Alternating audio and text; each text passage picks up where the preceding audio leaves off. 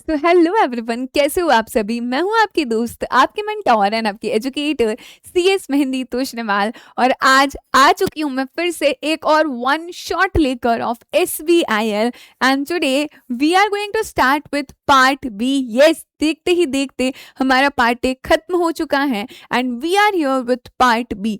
Part B में आज जो पहला चैप्टर हम देखने वाले that is chapter number 14, constitution and labour laws. अच्छा, टॉकिंग अबाउट दिस चैप्टर, यहाँ पर हम कॉन्स्टिट्यूशन उसके आर्टिकल्स के बारे में पढ़ेंगे, लेकिन हम उन्हीं आर्टिकल्स के बारे में पढ़ेंगे which are impacting the labour, जो इम्पैक्ट कर रहे लेबर लॉस को। Talking about the weightage of this chapter, इस चैप्टर का वेटेज है around 3 to 4 marks. So you can expect a question from this chapter. बहुत ही सिंपल सा इजी सा चैप्टर है, बट येस यहाँ पर हमें केस लॉ के नेम पता होना चाहिए, because there are high chances कि इस चैप्टर से केस लॉस पूछे जाए। अगर नाम नहीं पता तो मेक श्योर कि कंक्लूजन तो पता हो। So without any delay start करते हैं आज के chapter number 14, constitution and labour law से। पूरा का पूरा चैप्टर आज हम करने वाले हैं। आज का गोल है सारे टॉपिक्स को कवर करने का। And believe me, if you are someone जिसे चैप्टर समझ नहीं आता, कंफ्यूजिंग लगता है या पहले पढ़ा भूल गए, आज इस लेक्चर के बाद सब कुछ दिल और दिमाग में चला जाएगा। सो शुरू करते हैं with the very first thing that labour का जो मैटर आता है वो कौन से लिस्ट के अंदर आता है। टॉकिंग अबाउट द कॉन्स्टिट्यूशन, हमारे पास 3 लिस्ट है, ठीक है। स्टेट गवर्नमेंट कुछ मैटर्स पर यहाँ पर लॉज बनाता है, फिर सेंट्रल गवर्नमेंट कुछ मैटर्स पर लॉज बनाता है, but there are some matters जहाँ पर state government and central government दोनों ही मिलकर लॉज बनाते हैं, that is concurrent list. So we have state list, we have central list and we have concurrent list. अच्छा, कुछ matters है जिसमें लिख रखा है यहाँ पे स्टेट गवर्नमेंट लॉज बनाएगा, कुछ मैटर्स पे सिर्फ सेंट्रल गवर्नमेंट लॉज बनाएगा, बट जो इंपॉर्टेंट मैटर्स है वहां पर state government and central government दोनों मिलकर लॉज बनाते हैं। And labour is one of the important matter जो कि state government and central government दोनों ही मिलकर लॉ बनाएंगे, and labour comes under the co-current list। बहुत सारी चीजें होगी, जैसे कि इंडस्ट्रियल डिस्प्यूट हो गया, लेबर्स के बीच में डिस्प्यूट हो रहा है, ट्रेड यूनियन हो रहा है, लेबर्स की सेफ्टी का क्या, लेबर्स का वेलफेयर का क्या, क्या बाद में कभी लेबर्स को सोशल सिक्योरिटी मिलेगी, क्या उनका ट्रीटमेंट कराया जाएगा अगर कोई डिसेबिलिटी हो गई, तो इन सब चीजों से रिलेटेड लॉज हमारे यहाँ पर बने जाएंगे। अच्छा, हमारे पास काफी सारी राइट्स होती है, एंड अगर हमारी फंडामेंटल राइट्स हमसे छीनी जाती है तो हम कहाँ जा सकते हैं, याद करो थोड़ा सा। We can either move to the supreme court और to the high court. So if it all तुमसे तुम्हारी फंडामेंटल राइट छीनी जा रही है, तुम्हारी फंडामेंटल राइट वायलेट करी जा रही है, you can move to the supreme court और हाई कोर्ट और वहां पर रीट पिटीशन फाइल कर सकते हो। आर्टिकल 32 के अंदर सुप्रीम कोर्ट जा सकते हो, आर्टिकल 226 के अंदर हाई कोर्ट जा सकते हो। जब भी आपको लगता है आपकी फंडामेंटल राइट छीनी जा रही है, so to protect your fundamental right, to enforce your fundamental right, हम कहाँ जाएंगे, सुप्रीम कोर्ट या फिर हाई कोर्ट के पास। ऑल्सो तुम डायरेक्ट सुप्रीम कोर्ट के पास जा सकते हो स्पेशल लीव पिटीशन फाइल करके, ठीक है। स्पेशल लीव पिटीशन फाइल कर सकते हैं, हम सुप्रीम कोर्ट के पास जा सकते हो under article 136। If you are not satisfied by any order जो कि कोर्ट ने पास किया है या फिर ट्रिब्यूनल ने पास किया है इंडिया में, आप special leave petition supreme court के पास फाइल कर सकते हो। अभी एक बहुत ही इंपॉर्टेंट सा केस हुआ था, एंड उस केस में सवाल आया था क्या एक ट्रेड यूनियन हाई कोर्ट जा सकता है क्या। तो दीदी एक बार केस बताओ, केस क्या था। केस था आपका Jaipur division irrigation employ union versus state of Rajasthan. तो क्या मुझे समझ आ रहा है, एक पार्टी कौन है, एम्प्लॉय यूनियन है, यूनियन ने केस फाइल किया है वो कहाँ पर, स्टेट ऑफ राजस्थान। अभी प्रॉब्लम क्या आई ना, समझो यहाँ पर बोला गया था कि बहुत सारे एम्प्लॉयज थे जो कि काम कर रहे थे और वो एम्प्लॉयज बहुत ज्यादा नंबर में थे, तो उन एम्प्लॉयज को निकाल दिया। बोला कि तुम तो सरप्लस में हो, सरप्लस मतलब तुम तो एक्स्ट्रा हो, और उन्हें रिमूव कर दिया गया, उन्हें निकाल दिया गया। जो इरिगेशन डिपार्टमेंट के एम्प्लॉयज थे उन्हें निकाल दिया गया। अभी लेबर का यूनियन होता है, that is trade union. Trade union ने ये डिसीजन को चैलेंज किया कि जस्ट आप ये बोल के कि हमारे नंबर में हम ज्यादा है, आप हमें निकाल नहीं कर सकते। सो यहाँ पर डिसीजन चैलेंज हुआ, वो गए सिंगल बेंच के पास। सिंगल बेंच बोलती कि इंडिविजुअल के फंडामेंटल राइट्स वायलेट हुए, ट्रेड यूनियन के नहीं हुए। सो यहाँ पर ही बोलता है trade union is not a right party to file a case. Trade union क्यों केस फाइल कर रही है? लेबर का राइट वायलेट हुआ तो लेबर को केस फाइल करना चाहिए। अभी वो सेटिस्फाइड नहीं थे, तो ये ट्रेड यूनियन ने आगे अपील करी। अपील गई डिवीजन बेंच के पास और डिवीजन बेंच ने सिंगल बेंच के ऑर्डर को रिवर्स कर दिया। बोला कि नहीं नहीं नहीं, तुमने गलत बोला, फिर से इस मैटर को लिया जाएगा। फिर से ये मैटर सिंगल बेंच के पास गया और सिंगल बेंच को बोला आप सही तरीके से इस रीट को डिस्पोज ऑफ करो। अभी लॉजिकली चीजों को समझना, इफ आई से कि लेबर का कोई राइट वायलेट हुआ, वो लेबर से वो मजदूर है जिनकी पूरी की पूरी अर्निंग डिपेंड करती है हर दिन पे, जितना काम वो कर रहे, they are already poor, they are helpless. क्या अगर उनकी कोई राइट वायलेट भी होगी तो क्या उनके पास इतनी हिम्मत होगी कि वो अपने मालिक के अगेंस्ट केस फाइल कर पाए? वो बोलेगा अरे नहीं नहीं, मुझे तो डर लगता है, मुझे कभी इन्होंने नौकरी पर नहीं रखा तो, या फिर अगर इन्होंने और इंडस्ट्री में भी मना कर दिया, मुझे किसी ने काम पर नहीं रखा तो मेरा क्या होगा?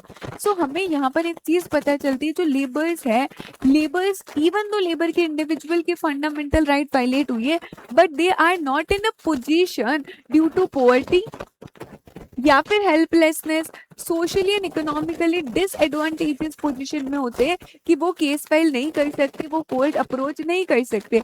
इसीलिए बोला गया पब्लिक में से कोई भी मेंबर उनके बिहाफ पर एप्लीकेशन फाइल कर सकता है। पब्लिक में से कोई भी मेंबर एप्लीकेशन फाइल कर सकता है। यस, ट्रेड यूनियन भी हाई कोर्ट जा सकती है, बिकॉज अल्टीमेटली ट्रेड यूनियन को बनाया ही किसके लिए है? To protect the right of the workers, to protect the right of the labours. And इसीलिए हमारी ट्रेड यूनियन भी सुप्रीम कोर्ट या फिर हाई कोर्ट जा सकती है for the enforcement of fundamental rights.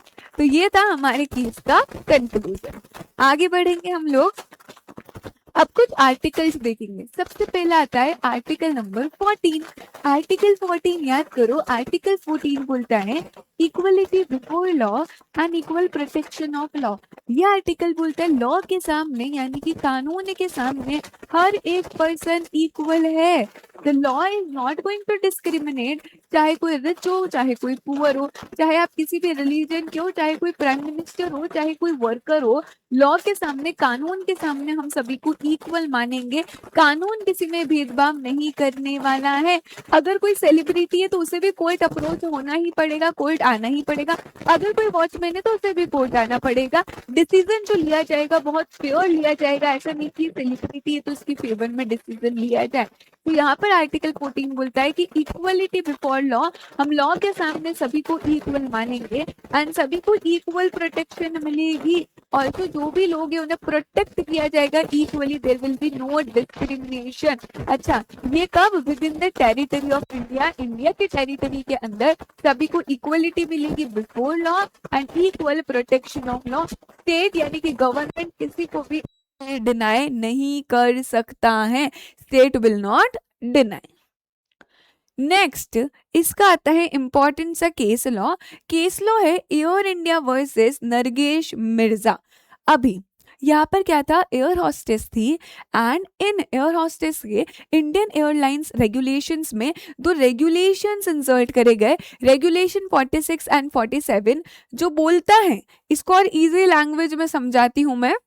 Indian airlines में दो रेगुलेशन इंसर्ट करे गए, रेगुलेशन 46 एंड 47, जो क्या बोलता है एयर हॉस्टेस का रिटायरमेंट कब होगा।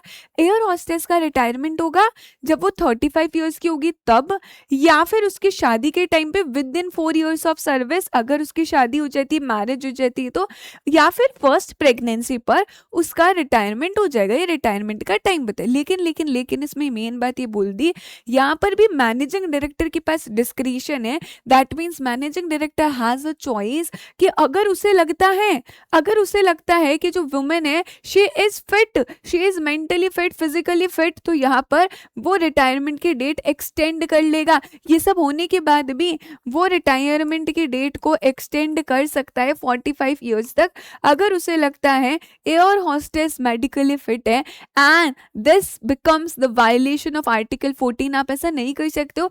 तुम खुद सोचो ये प्रोविजन कितना गलत है ना। पहले बोला आपका रिटायरमेंट होगा जब आप 35 ईयर्स के होंगे, प्रेगनेंसी पर एंड मैरिज पे आपका रिटायरमेंट हो जाएगा with in 4 years of service. लेकिन जो एमडी है वो इस डेट को एक्सटेंड कर सकता है इफ ही फाउंड्स कि आपकी एयर होस्टेस मेडिकली फिट है and it is the violation of article 14। ये इक्वलिटी नहीं है। एंड फाइनली इस प्रोविजंस को क्या माना गया?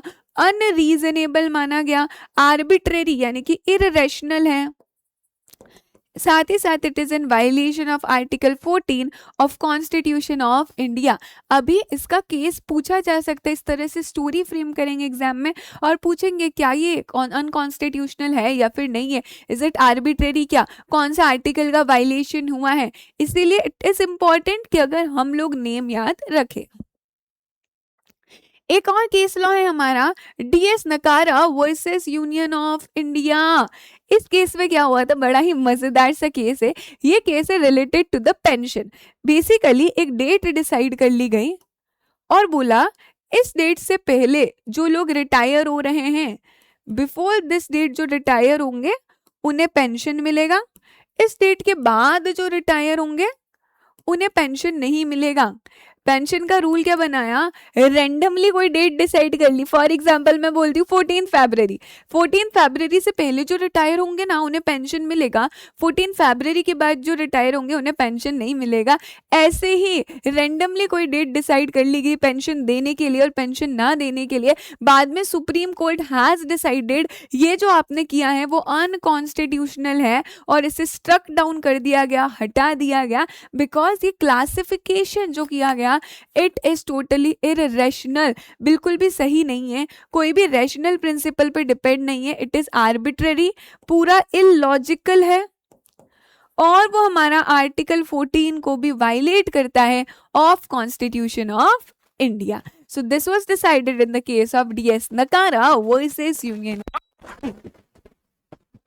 नेक्स्ट ये हम ऑलरेडी पढ़ चुके हैं, क्या ट्रेड यूनियन हाईकोर्ट जाते हैं। अब आता है हमारा article number 3, sorry article number 16। Article 16 क्या बोलता है, equal opportunity in matters of public employment. Public employment के केस में सभी लोग को इक्वल अपॉर्चुनिटी दी जाएगी। There will be no discrimination on the basis of religion, race, caste, gender, place of birth और एनी ऑफ देम। हम उसके बेसिस पर डिस्क्रिमिनेशन नहीं करेंगे कि यहाँ पर तो सिर्फ मेंस को ही जॉब मिलेगी, वुमेन्स को नहीं मिलेगी, या इन रिलीजन वाले लोगों को ही जॉब मिलेगी, ऐसा नहीं कर सकते हो। रिलेटेड टू पब्लिक एम्प्लॉयमेंट, ध्यान रखना प्राइवेट नहीं, पब्लिक एम्प्लॉयमेंट में कोई भी डिस्क्रिमिनेशन नहीं होगा, सभी को इक्वल अपॉर्चुनिटी मिलेगी। हालांकि बोल दिया कि पार्लियामेंट चाहे तो एक स्पेशल लॉ बना सकता है related to the appointment, related to the employment, या फिर कोई एग्जाम भी बना सकता है। फॉर एग्जाम्पल डॉक्टर वही बन सकता है जिसने एमबीबीएस का एग्जाम क्लियर किया है, आईएएस वही बन सकता है जिसने यूपीएससी का एग्जाम क्लियर किया है। इस तरह से पार्लियामेंट चाहे तो एक लॉ बना सकता है एम्प्लॉयमेंट के लिए, अपॉइंटमेंट के लिए विद इन द स्टेट और यूनियन टेरिटरी।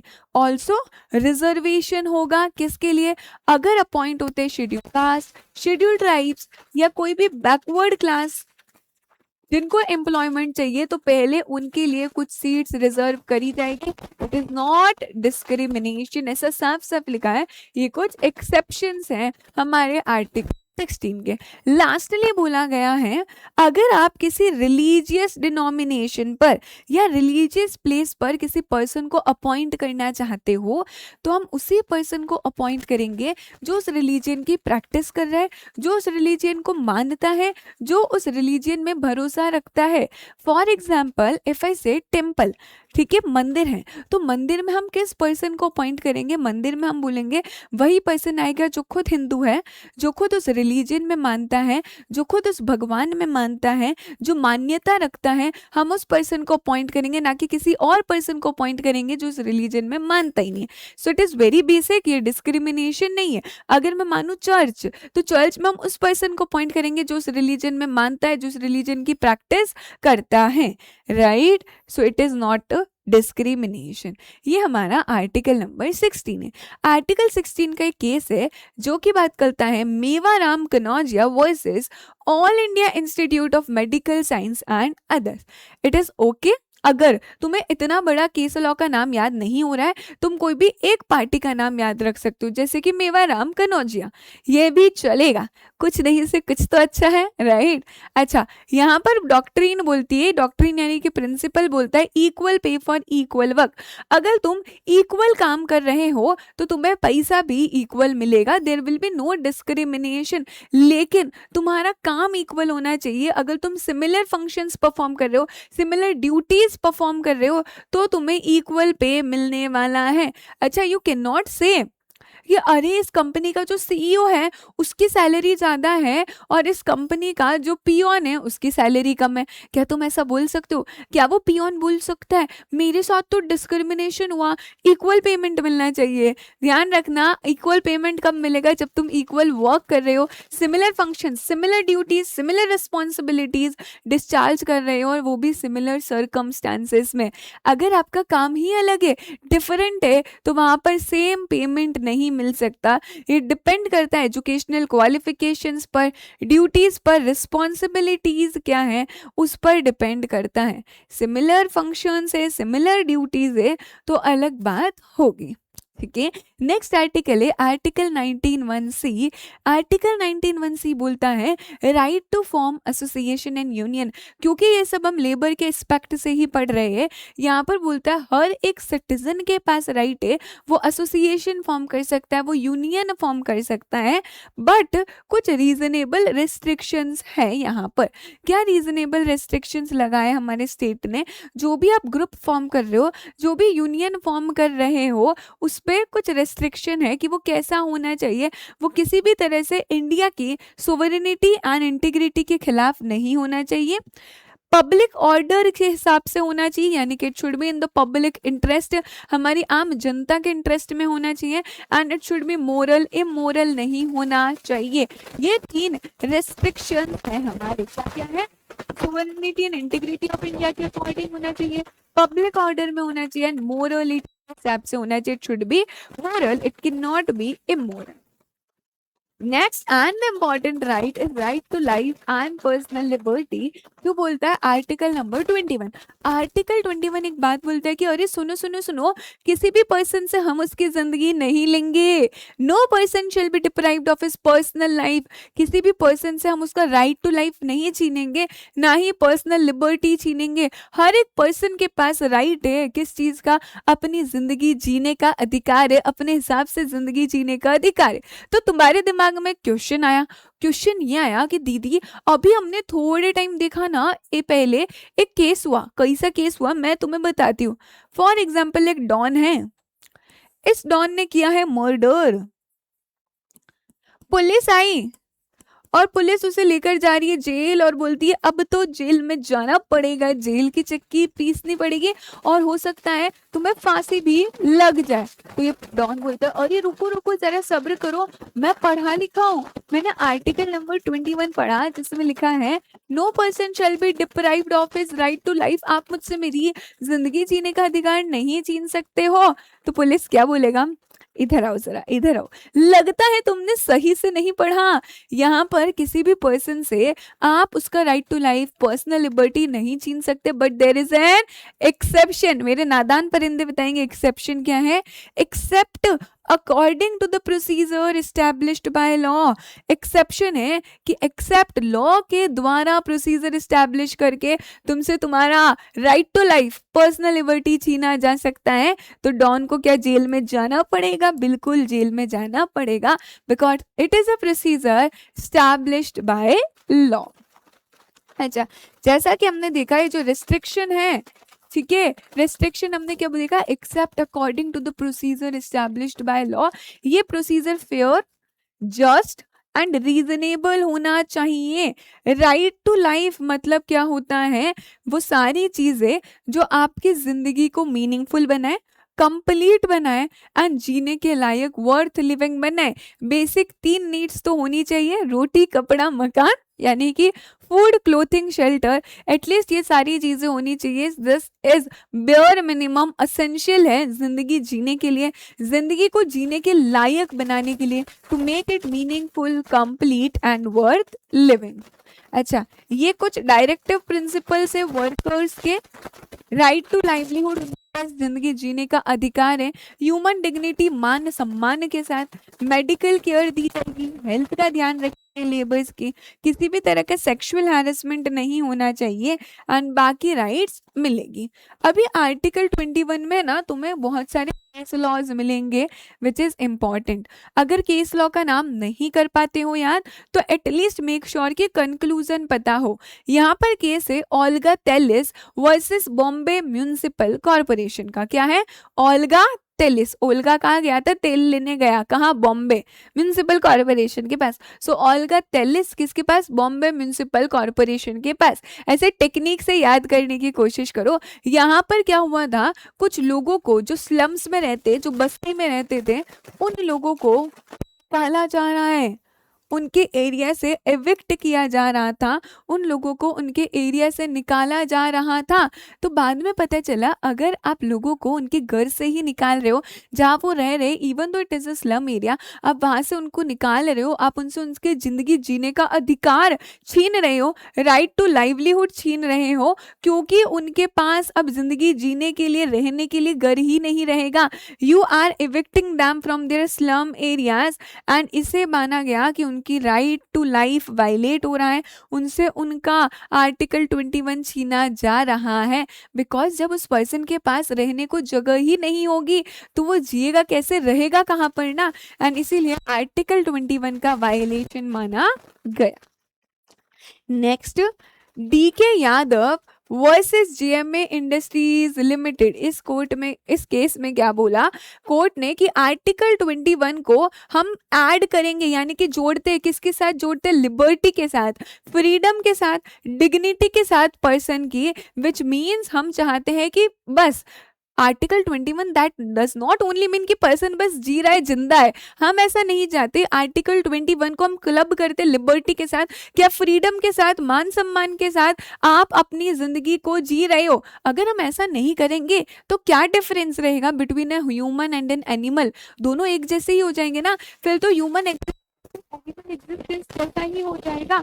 और अगर आप किसी पर्सन के साथ कुछ कर रहे हो गलत, उसे निकाल रहे हो, मान लो एक पर्सन को, एक एम्प्लॉय को उसकी जॉब से निकाला जा रहा है, और खत्म होने से पहले उसे निकाला जा रहा है और उसे अपॉर्चुनिटी ऑफ बीइंग हर्ड भी नहीं दे रहे हो, तो वो तो गलत है ना। फिर क्या फर्क एनिमल में, क्या फर्क ह्यूमंस में। ऐसा डिसीजन था हमारे कोर्ट का, जब भी किसी पर्सन को आप निकालते हो बिफोर एंडिंग हिज टेन्योर, उस केस में उस पर्सन को रीजनेबल अपॉर्चुनिटी देनी पड़ेगी। और आप ऐसे ही नहीं निकाल सकते हो, पहले इंक्वायरी कंडक्ट कराओ, सब कुछ देखो, अगर वो गलत है तो आप निकाल सकते हो, बिफोर दैट भी उसे अपॉर्चुनिटी ऑफ बीइंग हर्ड देना है। ये होता है हमारा principle of natural justice, and ये डिसाइड हुआ डीके यादव के केस में। अच्छा, ये क्यों आर्टिकल 21 का वायलेशन हो रहा है, बिकॉज अगर आप किसी पर्सन को निकाल रहे हो, वो काम कर रहा है, उसका टेन्योर खत्म होने से पहले आप उसे निकाल रहे हो, तो अब वो काम करेगा, काम नहीं करेगा तो कुछ कमाएगा नहीं, कमाएगा नहीं तो खाएगा क्या, खाएगा नहीं तो फिर वो बचेगा नहीं। इसीलिए बोला गया है यहाँ पर हमेशा पर्सन को अपॉर्चुनिटी ऑफ बीइंग हर्ड देनी पड़ेगी। Right to work is a precious right. अच्छा, ये सेम चीज हमने पढ़ ली, उसके कंक्लूजन मैंने यहाँ दे रखे। एक और केस हम पढ़ेंगे, पश्चिम Bengal Khet Mazdoor Samiti versus state of west Bengal. बहुत ही प्यारा सा इंटरेस्टिंग सा केस है। बेसिकली एक मजदूर था, जो मजदूर ट्रेन से जा रहा था, वो जा रहा था और ट्रेन से नीचे गिर गया। वो नीचे गिरा तो वो सीरियसली इंजर्ड हो गया, खून खून हो गया। अब उस मजदूर को ले जाया गया कहाँ पर, उस मजदूर को ले जाया गया गवर्नमेंट हॉस्पिटल में। वो एक गवर्नमेंट हॉस्पिटल में उसे ले जाया गया, ट्रीटमेंट करने से मना कर दिया। एक से दूसरे में ले जाया गया, मना कर दिया कि हमारे पास फैसिलिटीज नहीं है, सर्विसेज नहीं। दूसरे से तीसरे में ले जाया गया, मना कर दिया। तो अभी थक हार के इस मजदूर को ले जाया गया एंड शिफ्ट किया गया प्राइवेट हॉस्पिटल पे, बिकॉज जिंदगी तो इंपॉर्टेंट है ना। एंड उस प्राइवेट हॉस्पिटल पे एकदम से कितना एक्सपेंस आया, 17,000 रुपीज का एक्सपेंस आया इस मजदूर का। बाद में ये मजदूर कहाँ चला गया, मजदूर गया गवर्नमेंट के पास और बोला कि यहाँ पर आपने सर्विसेज ही सही प्रोवाइड नहीं करा रखी। It is the responsibility of the government hospitals की हमारी जिंदगी हमारी बहुत इंपॉर्टेंट है, तो एटलीस्ट वो सर्विसेज वो फैसिलिटीज तो हो, सो दैट हमारी जिंदगी बच सके। एंड इसीलिए 17,000 रुपये भी इनसे वापस मांगे गए और बोला कि मेरी लाइफ को सेफ गार्ड करना, हर पर्सन की लाइफ को सेफ गार्ड करना, it is the responsibility of the government. And यहाँ पर भी आर्टिकल 21 का वायलेशन हुआ। I hope we are very clear.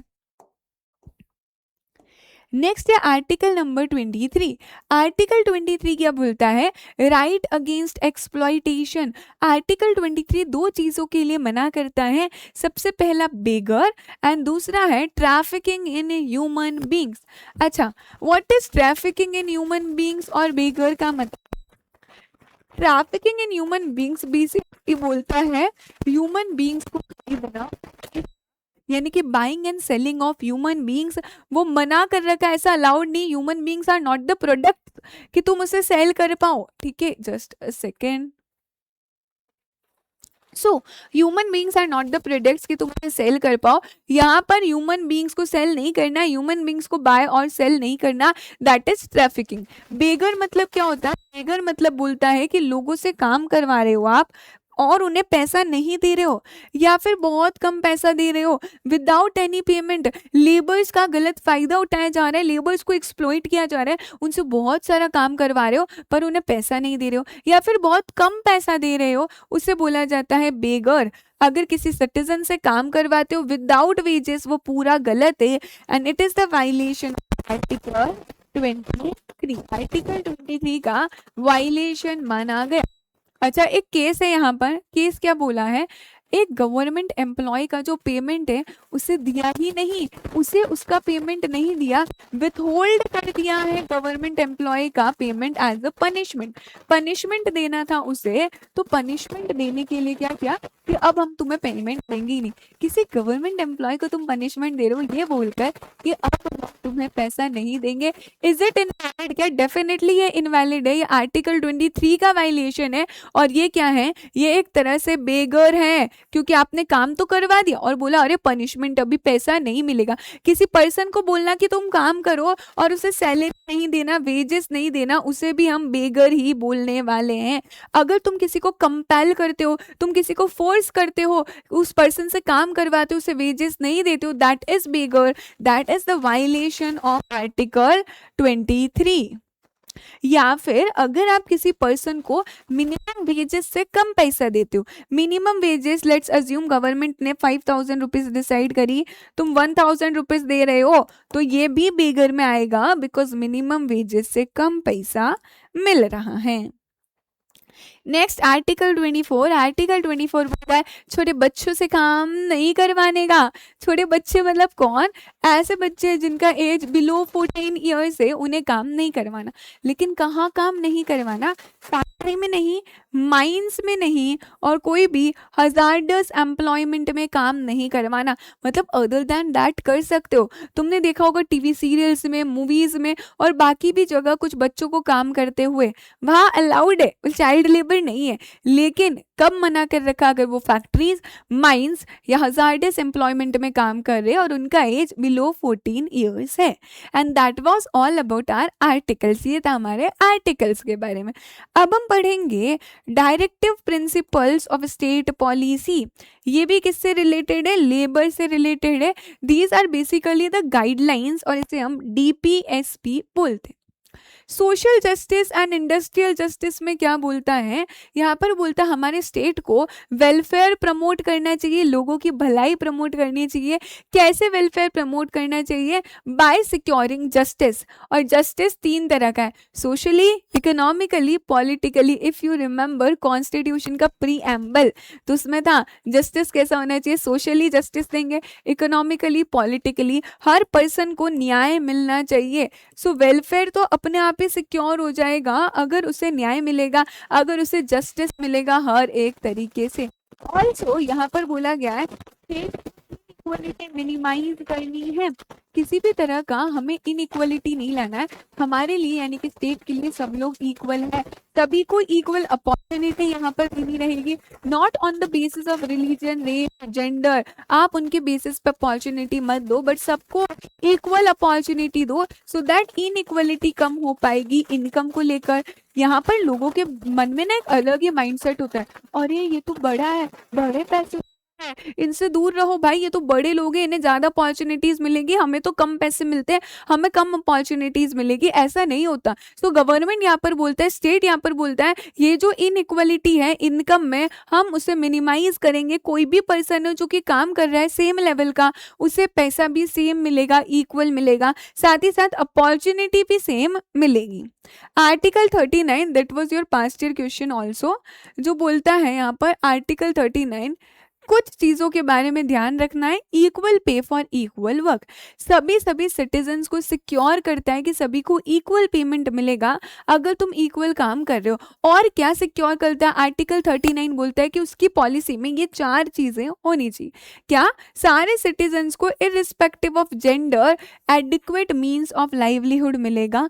Her citizen को, चाहे फीमेल हो चाहे मेल हो, आपको जो भी जिंदगी जीने के लिए, लाइवलीहुड के लिए चीजें जरूरी है वो मिलेगी। इक्वल काम करना है, आप मैन हो या वुमेन हो, इक्वल वर्क मिलेगा, और इक्वल वर्क मिलेगा तो यहाँ पर इक्वल सैलरी भी मिलेगी। हेल्थ एंड स्ट्रेंथ, मैन और वुमेन का अब्यूज नहीं होना चाहिए। मतलब सी, मैन्स एंड वुमेन्स दोनों का हेल्थ अलग होता है, दोनों की स्ट्रेंथ अलग होती है, तो अकॉर्डिंगली उनसे काम कराने, मेन से और वुमेन से, किसी भी तरह से उनका हेल्थ खराब नहीं होना चाहिए, उनका हेल्थ डिटीरियरेट नहीं होना चाहिए। लास्टली, हमारे चिल्ड्रन एंड यूथ को अपॉर्चुनिटीज मिलेंगे to develop in a healthy manner, because after all these children and youth are the future of our country. तो इन्हें पूरी अपॉर्चुनिटीज मिलनी चाहिए सो दैट डेवलप हो हेल्दी मैनर में। वो कब हो पाएगा? जब फूड अच्छा मिलेगा एंड साथ ही साथ एजुकेशन भी मिलेगी। सो आर्टिकल 39 बोलता है कि पॉलिसी में 4 चीजें होनी चाहिए। नेक्स्ट यहाँ पर केस है Randhir Singh versus union of India का, जो बोलता है इक्वल पैसा मिलेगा अगर इक्वल काम करोगे तो। अभी ये फंडामेंटल राइट नहीं है, बट ये कॉन्स्टिट्यूशनल गोल है। ये कब हुआ था? 1982 में हुआ था हालांकि, but now it is a fundamental right also कि अगर कोई भी इक्वल काम कर रहा है तो उसे पैसा भी इक्वल मिलेगा।